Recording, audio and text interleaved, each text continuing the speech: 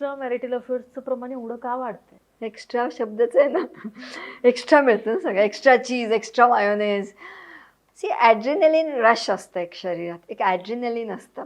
आता समजा मीच हे पॉडकास्ट जेव्हा नवीन नवीन करायचे ना, मला भारी अशी खूप असं क्रेज आणि उत्सुकता असायची. आत्ताही असतेच, पण नवीन नवीन मला खूप भारी वाटायचं, हे कॅमेरा, हे असं तसं. आता मला असं झालंय ना, तुम्ही रात्री 2 वाजता मला बसून सांगा, I I I like use to it. मला असे 4-5 प्रश्न द्या आणि मग मी सुरू होऊन जाते. बिकॉज माझ्या बॉडीला ते यूज टू झालंय. फक्त आता मला पाहिजे असतं की समोर कोण होस्ट आहे, मग ती काय नवीन मला विचारू शकते. मग असा कुठला प्रश्न ती विचारेल का जो कधीच कोणी विचारला नाही आहे. मग मला तिथं किक भेटते. हे निसर्ग आहे, ह्या निसर्गाच्या विरोधात जाऊन चालत नाही. पण म्हणून मग डायरेक्ट ऑप्शन त्याचा एक्स्ट्रा मॅरिटल अफेअर नसतो. त्याच नात्यात, त्याच लग्नात नाविन्य कसं आणायचं, त्यासाठी आपल्याकडे हे नॉर्मलाइज नाही आहे एखाद्या तज्ज्ञाकडे जाणं.